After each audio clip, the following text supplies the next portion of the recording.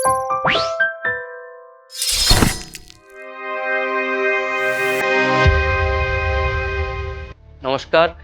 টিউটোপিয়ার উদ্যোগে শ্রীজাতর ক্লাসরুমে আমি আছি, আর আমার সঙ্গে আছেন দুই শিক্ষক, যাদের আরও বেশি করে বললে গৃহশিক্ষক বলা যেতে পারে, প্রাইভেট টিউটর, যারা প্রতিষ্ঠানের বাইরে ছাত্রছাত্রীদের পড়াশুনোর জগতে এগিয়ে দেন। আমার সঙ্গে আছেন তমালিকা আর আছেন সঞ্জয়। আমি তমালিকাকে দিয়ে শুরু করি। তমালিকা অনেকগুলো বিষয় পড়ান, আগে শুনি কি কি বিষয় পড়ান। আমি বাংলা, ইংলিশ, ইতিহাস, ভূগোল মাধ্যমিকে এগুলো পড়াই। আচ্ছা। আর উচ্চ মাধ্যমিকে পলিটিক্যাল সায়েন্স, দর্শন, এডুকেশন। তো এত কিছু মাথায় রাখতে আপনাকে মাথায় নিশ্চয়ই কম্পার্টমেন্টালাইজ করতে হয়, এটা কি করে পারেন? মানে সাধারণত মানুষ স্পেশালাইজ করেন, একটা কি দুটো বিষয় পড়ান, এইটার রহস্যটা বলুন। অ্যাকচুয়ালি মাধ্যমিকের সাবজেক্টগুলো যেগুলো, সেখানে পড়াতে গেলে আমার সেরকম কোনো অসুবিধা হয় না, কিন্তু 11-12 যে সাবজেক্টগুলো, সেগুলো যখন আমি পড়াই সেক্ষেত্রে আমাকে যথেষ্ট হোমওয়ার্ক করতে হয়। অ্যান্ড দেন তারপরেই আমি বিষয়টায়, আমার নিজস্ব বিষয় হচ্ছে দর্শন, সেটাই আমি অনেক বেশি কমফোর্টেবল, বাট বাকি সাবজেক্টগুলোতেও আমার ভীষণ ইন্টারেস্ট আছে।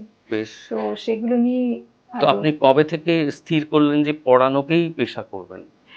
অ্যাকচুয়ালি আমি ছোটবেলায় ভেবেছিলাম আমি ফুচকাওয়ালা হব, because fuchka is my favourite, and যত কম কাস্টমার হয় তত ভালো, কারণ রিমেইনিংগুলো আমি খাবো। তো তারপরে আস্তে আস্তে বড় হওয়ার পর বুঝতে পারলাম যে এটা একেবারেই ঠিকঠাক প্রফেশন নয়। তো তারপরে আমি শিফট করেছিলাম আইসক্রিম আলাতে। তো আইসক্রিমের পরে যখন প্রচণ্ড গলা ব্যথা এবং জ্বরে ভুগে ভুগে ভুগে ভুগে আমি সিদ্ধান্ত নিলাম যে না, এই প্রফেশনটাতেও থাকা যাবে না। তো ততদিনে একটুখানি আমার সুমতি হয়েছে, এবং তাতে আমি বুঝতে পেরেছি যে আমি বোঝাতে খুব ভালো পারি। কেননা আমার মানে আমার ক্লাসের বন্ধু বান্ধবদের টিচার পড়িয়ে যাওয়ার পরে আমি বুঝতে পেরে ওদেরকে বোঝাতাম খুব ইজিলি। অ্যান্ড আমার ব্যক্তিগত এটা হয় যে আমি যখন কাউকে কিছু বোঝাই তখন সেই পড়াটা আমার বেশি ভালো মনে থাকে। তো তখন থেকেই আস্তে আস্তে মানে আমার মনে হতো যে আমি এই বোঝানোর দিকটাতেই, মানে টিচিং এর দিকটাতেই যেতে চাই। অ্যান্ড মোস্ট ফেভারিট আমার ছিল রোল কল পোর্শনটা। আচ্ছা। তো বাড়িতে আমি খাতাও বানিয়ে ফেলেছিলাম, ইমাজিন করে অনেক নাম লিখে ফেলেছিলাম, এবং আমি যখন রোজ সন্ধ্যাবেলা পড়তে বসতাম তার আগে আমি রোল কল করে নিতাম। এবং আমার ব্ল্যাকবোর্ড ছিল বাড়িতে একটা, তো আমি পুরো ওই ওয়েতেই, ওই ফ্লোতেই। কিন্তু এইভাবে কি আপনি ফুচকার ডালা বা আইসক্রিমের গাড়িও কিনেছিলেন, না অত দূর হতে যাওয়া? ফুচকাটা একবার ডেমো নিয়েছি বাড়িতে, বাট আমি দেখেছি মানে ফুচকা বিক্রি করতে গেলে আমি তো ভাবতাম এটা খুব ইজি একটা জব, কিন্তু যখন আমি আমার বাড়িতে বাবা মা দাদা সবাইকে বসিয়ে পাতা ঠাতা দিয়ে একেবারে ফুচকাওয়ালা হয়ে স্টার্ট করেছি, তো তখন দেখছি যে ওরা কত ফাস্ট ফুচকা দিয়ে সার্ভ করে, বাট আমি একটা রেডি করতে করতেই আমার অবস্থা খারাপ। তাতে বুঝলাম যে না, এই প্রফেশনটা আমার দ্বারা হবে না। চমৎকার। আমি আসি সঞ্জয় বাবুর কাছে। আপনি দীর্ঘদিন পড়াচ্ছেন, ইতিহাস পড়াচ্ছেন, কত বছর হলো? আমার অ্যাকচুয়ালি ইতিহাস পড়াচ্ছি আমি 2005 সাল থেকে, মাধ্যমিকের পর থেকে। আর আমি ক্লাস 7 যত 2001 সাল থেকে আমি বাচ্চাদের পড়াতে শুরু করি, এবং 11 স্টুডেন্ট প্রথম 11 স্টার্ট করার সঙ্গে সঙ্গে কিন্তু আমি মাধ্যমিক স্টার্ট করে দিই পড়ানো। আচ্ছা। এবং 12 যখন উঠি তখন 11 স্টার্ট করে দিই। ওখানে সেই সময় কোনো স্টুডেন্ট মানে কোনো স্যাটার ছিলাম না ওই সময়। তো আমি সব সাবজেক্ট, ইতিহাস, ভূগোল, বাংলা, ইংরেজি, নানা সাবজেক্ট আর্টসে পড়িয়েছি, এবং বাচ্চাদের তখন পড়াতাম। এখন বাচ্চাদের একটু কম পড়াচ্ছিলাম, তো আবার ইদানিং শুরু করেছি, 5 থেকে আমি মোটামুটি শুরু করেছি। আর এখন MA পর্যন্ত আমি ইতিহাস সাবজেক্ট পড়াই, এবং 11-12 বিভিন্ন আর্টসিয়াল সাবজেক্টগুলো আমি মোটামুটি পড়ি। তো ইতিহাসের ক্ষেত্রে আমার নিজের একটা প্রশ্ন আছে। আমি নিজে যেটা সম্মুখীন হতাম, আমার বিষয় উচ্চশিক্ষা ইতিহাস ছিল না, কিন্তু মাধ্যমিক অবধি যতটা পড়তে হয়েছে, সবচেয়ে কঠিন লাগতো সাল তামামি মনে রাখা। তো এইটা কি ছাত্ররা এখনো, পড়ুয়ারা ছাত্রছাত্রীরা এই সমস্যার সম্মুখীন হন? কারণ অনেক রকমের অনেক কিছু মনে রাখতে হয় ইতিহাসে। দেখুন, ইতিহাস সাবজেক্টটাকে সবাই নীরস ভাবে, যেমন কমার্সের বিষয়টাকে অনেকে নীরস ভাবে, কিন্তু অধ্যাবসায় করলে, প্র্যাকটিস করলেই সব জিনিসটাই তার কাছে করা হয়ে যাবে। ইতিহাসটাও ঠিক সাল তারিখটা যদি ভালো করে মনে রাখা যায়, তাহলে কিন্তু ইতিহাসের ধারাবাহিক যে পর্বগুলো আস্তে আস্তে করে করায়ত্ত হয়ে যাবে। আমি সেরকমভাবেই আমার ছাত্রদেরকে বোঝাবার চেষ্টা করি, যাতে সহজভাবে তারা সময়গুলোকে মনে রাখে, এবং আরও ইন্টারেস্টিং লাগে বিষয়গুলো। আমার কোন কোন জায়গাগুলো খামতি রয়েছে সেগুলো আরও সুন্দরভাবে বোঝানোর চেষ্টা করি। চমৎকার। আমরা দুই শিক্ষকের সঙ্গে আড্ডায় আছি, খুব শিগগিরই ফিরছি। ত্রিহাতর ক্লাসরুমের পরের রাউন্ড নিয়ে।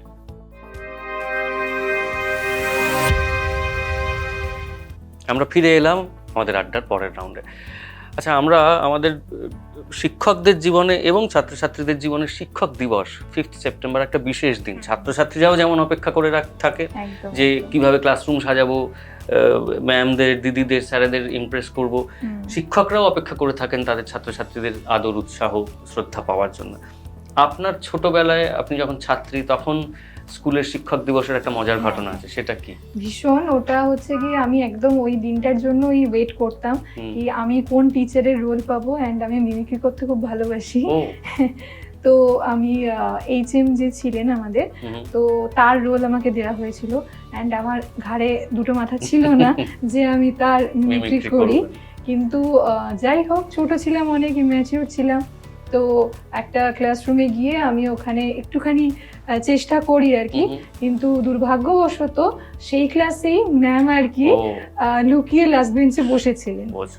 তো তো সেখানে আমার যা পরিস্থিতি হয়, মনে হয়েছিল যে আজকেই হয়তো টিসিটা শেষ। নিয়ে বাড়িতে যেতে হবে। কিন্তু ম্যাম ভীষণ হেসেছিলেন আর বাহ। বলেছিলেন যে তুই যে আমাকে এত সুন্দর অবজার্ভ করেছিস, ঠিক। সেটা দেখে আমার খুব এটাই ভালো স্পিরিট লাগছে। একজন হ্যাঁ, শিক্ষকের। কিন্তু সেই সময় আমার পুরো হাড় হিম হয়ে স্বাভাবিক, গেছিল স্বাভাবিক। যে এটা কি হলো আমার সাথে। তো সঞ্জয়, আপনার শিক্ষক দিবসেরও একটা অভিজ্ঞতা আছে হ্যাঁ। মনে রাখার মতো, সেটা কি? আমার শিক্ষক দিবস বলতে সর্বপল্লী রাধাকৃষ্ণ নিজের জন্মদিন উপলক্ষে 5ই সেপ্টেম্বর, সেই দিনটা আমি আমার প্রধান গুরু আমার মাকে প্রণাম জানাই, মা হুম। বাবাকে। এবং তারপর আমি আমার যে পড়ার স্যার থাকেন, তো ওনাদের বাড়িতে গিয়ে মিষ্টি, বাহ, পেন, ডায়েরি দিয়ে প্রণাম করে তারপরে আমার যে সমস্ত স্টুডেন্ট আছে, প্রায় 200-250 মতো স্টুডেন্ট আছে এখন বাবারে। বর্তমানে, এবং আমি তাদের সবাইকে খাওয়ানোর চেষ্টা করি। তারা আমাকে বারবার সবাই গিফট দেয়, আমি গিফটটাকে বড় কথা মনে করি না। হুম, পড়ানোটাই আমার নেশা, শিক্ষা দেওয়াটাই আমার নেশা। সেই জন্য সবাইকে আমি খাওয়াতে ভালোবাসি। সেই দিনটা খুব এই কেক টেক বর্তমানে এই জিনিসগুলো আমার হুম, একদম তো কি পছন্দ খাওয়া না। দাওয়া হয়? সামনে রেস্টুরেন্ট আছে, ও, হয় পকোড়া, নাহলে ছোটোখাটো কোনো একটা জিনিস। এবারে একই দিনে তো সবাই তো আসেন না, হ্যাঁ, হ্যাঁ, তো তারপরের দিন করে করে মানে একটা বেশ করে একটা জমাটি ব্যাপার হয়ে হয়। যায়। এবং 2004 সালে তখন আমি ক্লাস 9-এ একদম শেষের দিকে একদম, হুম, তো সেই সময় আমি একটা বক্তৃতা দিয়েছিলাম। আচ্ছা, তো বক্তৃতা দেওয়ার পর আমাকে টিফিন দেননি। তো স্যার খুব আবেগ ঘন হয়ে আমাকে বলেছিলেন যে আমার কাছে একটা পেন রয়েছে, তুই পেনটা নে, আর এখন তো খাবার পাওয়া যাবে না, তুই একটা কাজ কর, তুই 10 টাকা নে, 10 টাকা নিয়ে তুই কিছু কিনে খেয়ে নেবে। সেই দিনটা আমার খুব ভালো লেগেছিল। ঠিক, ঠিক, ঠিক। আমি তমালিকাকে জিজ্ঞেস করি যে পড়ানোর বাইরে এবং কর্মব্যস্ততার বাইরেও মানুষের কিছু শখ থাকে, হ্যাঁ, যেমন ছোটবেলায় ফুচকাওয়ালা হওয়া বা আইসক্রিমওয়ালা হওয়ার শখ থাকে, নিশ্চয়ই এখনো আপনার কিছু শখ আছে, সেগুলো কি বা প্রধান শখ কি? প্রধান শখ আমার ঘুরতে যাওয়া। আচ্ছা, এটা আমি পেয়েছি আমার বাবার কাছ থেকেই, কারণ আমার বাবা ভীষণ ঘুরতে ভালোবাসেন। তো অলমোস্ট আমার পুরো ইন্ডিয়াই ঘোরা। ও, হ্যাঁ, তো তো কবে, তার মানে নিশ্চয়ই ছোটবেলায় শুরু হয়েছে একদম, বেড়ানো? মানে আমার এত ছোট বয়সের ফটো রয়েছে, তো আমি ভাবি যে এগুলো তোমার স্মৃতিতে নেই, শুধু ফটোতেই আছে যে আমি ওখানে গেছি। আমি মানে একেবারে বলতে পারেন একদম টপ থেকে কন্যাকুমারী পুরো কমপ্লিট আমার। ও বাবা, এটা মারাত্মক ব্যাপার। তাহলে একটা জিনিস জিজ্ঞেস করি, যদি আপনাকে বলা হয় যে ভারতবর্ষের মধ্যে আপনার শ্রেষ্ঠ 3টে জায়গা বেড়ানো, কোন 3টে জায়গা আপনি বলবেন? একটা বলবো কাশ্মীর, ডেফিনেটলি। ঠিক, আরেকটা আমার পছন্দের জায়গা, সেটা কন্যাকুমারী, আচ্ছা, একদম যাক, টপ এ তো, অ্যান্ড তারপরে গোয়া, বাহ, মুম্বাই। এই 3টে জায়গা একদম। চমৎকার। সঞ্জয়, আপনার অবসর যাপনের শখ কি? অবসর যাপন বলতে আমি বই পড়ে দিন কাটাতে ভালোবাসি। আচ্ছা, আর যদি না ভালো লাগে, আমাকে পড়া তো খুবই ভালো লাগে। হুম, এবং কোনোদিন হয়তো রবিবার হয়তো বিকালের দিকে হয়তো ছুটি থাকে, হুম, সেই সময় শরৎচন্দ্রের বই পড়তে ভালো লাগে। এবং মাঝে মধ্যে ইতিহাসের কোনো বিষয় বা ভূগোলের কোনো বিষয়, যেগুলো টাস্কগুলো রয়েছে, হুম, হুম। নতুনত্ব শিখতে আমার খুব ভালো লাগে। তো বই পড়ার সময় পান 250 ছাত্রছাত্রীকে সামলে? এখন তো অভ্যাস হয়ে গেছে, অভ্যাস হয়ে গেছে, কিন্তু মানুষ তো নিয়মিত অভ্যাসের দাস। নিয়মিত বই পড়েন তার মানে? হ্যাঁ। আচ্ছা, শরৎচন্দ্র ছাড়া যদি আরো দুজনের নাম করতে বলি যারা আপনার প্রিয় লেখক? আহ, রবীন্দ্রনাথ ঠাকুর, হুম, তারাশঙ্কর বন্দ্যোপাধ্যায় আচ্ছা, আছেন। চমৎকার। আমরা দুজনের সঙ্গে আছি, আমরা ফিরছি আমাদের আড্ডার পরের রাউন্ডে। আমরা ফিরে এলাম পরের রাউন্ড নিয়ে। আচ্ছা সঞ্জয়, আপনাকে জিজ্ঞেস করি যে বই পড়া তো কেবল শখ মেটানোর জন্য নয়, বই থেকে আমরা অনেক কিছু আহরণ করি। আপনি নিজেই ইতিহাসের শিক্ষক, ফলে বই নিশ্চয়ই আপনাকে এমন কোনো একটা বোধের জায়গায় পৌঁছে দিয়েছে যেটা আপনাকে জীবনে সাহায্য করেছে। সেটা কি আপনি আমাদের বলছিলেন আড্ডার ছলে, সেটা যদি সবাইকে একটু বলেন। দেখুন, প্রাচীনকাল থেকে মধ্যকাল এবং আধুনিক কাল, হুম এর মধ্যে একটা নিবিড় সম্পর্ক রয়েছে। হুম হুম আমরা যদি প্রাচীনকালে যদি একটু তাকাই প্রাচীনকালের দিকে, তাহলে দেখবো গৌতম বুদ্ধ বৌদ্ধ ধর্মের প্রবর্তক। হুম উনি ওনারও একটা মহানিষ্ঠমন তত্ত্ব রয়েছে। উনি কিন্তু মানুষের মুক্তি সাধনের জন্য উনি গৃহত্যাগ করেছিলেন। ঠিক। ঠিক সেরকম সুভাষচন্দ্র বসু আধুনিক ভারতের ইতিহাসে একজন স্মরণীয় উজ্জ্বল ব্যক্তিত্ব। হুম আর উনিও কিন্তু দেশের মানুষের মুক্তি সাধনের জন্য এদেশ ছেড়ে চলে যান। হুম যাবার সময় ওনার মা বলে গেছেন, ওরে সুবি বড় অভিমানী, আর তোরা দরজা খুলে রাখিস, ও একদিন না একদিন ফিরে আসবে। কিন্তু ফেরেননি। আজও তার মৃত্যু রহস্যাবিত অবস্থা রয়েছে। ঠিক। তাই তো প্রাচীনকাল থেকে আধুনিক কালের এই যে মানুষের মুক্তি সাধনের জন্য বারে বারে বাঙালি তথা ভারতীয়রা কিভাবে মরণপণ সংগ্রাম করছেন, আর সেইটাই আমার মনে বড় দাগ কেটেছে। চমৎকার।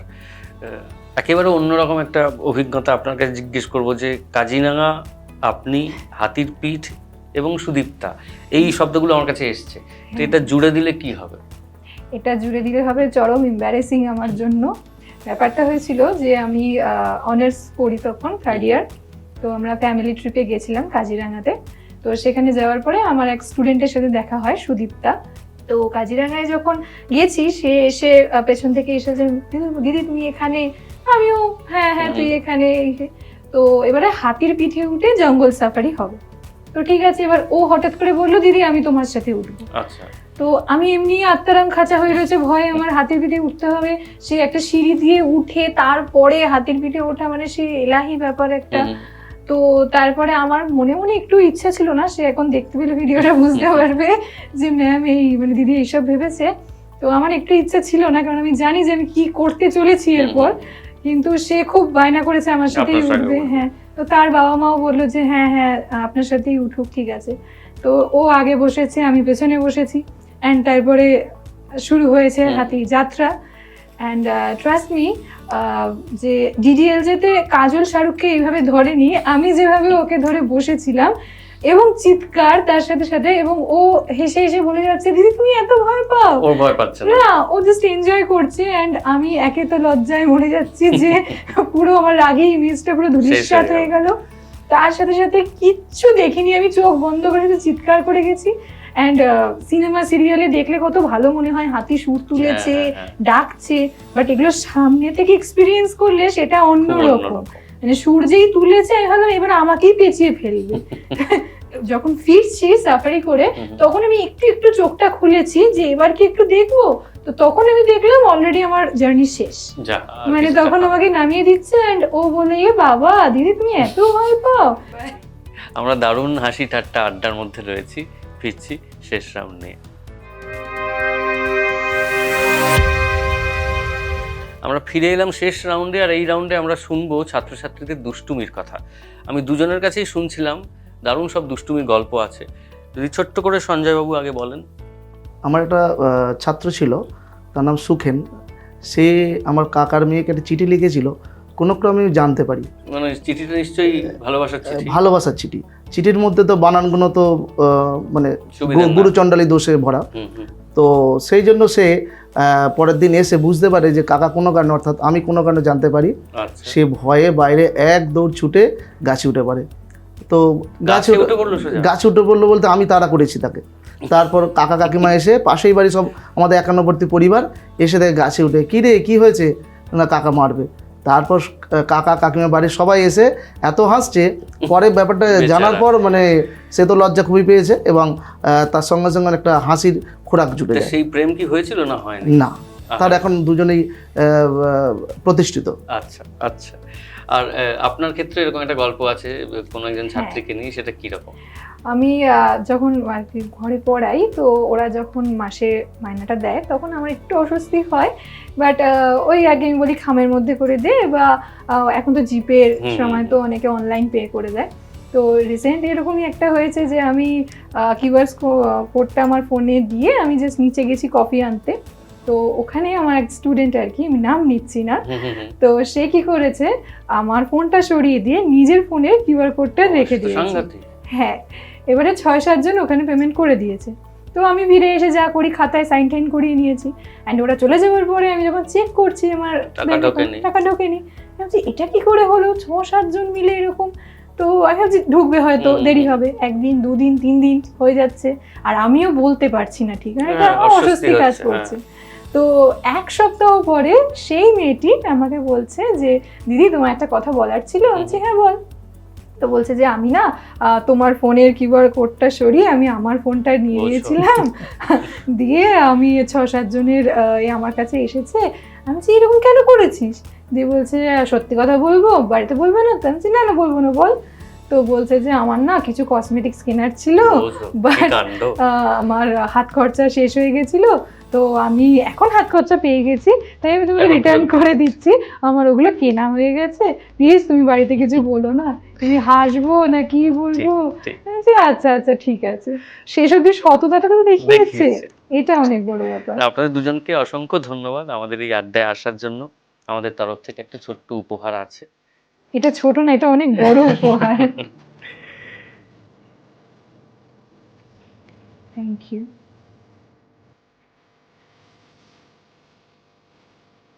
ধন্যবাদ। আর আপনারা যারা আমাদের সঙ্গে দেখছেন শ্রীজাতর ক্লাসরুম, তারা এমনই আরো সমস্ত চিত্তাকর্ষক পর্বের জন্য অপেক্ষা করে থাকুন। আমাদের সঙ্গে আপনাদের ঠিক দেখা হবে।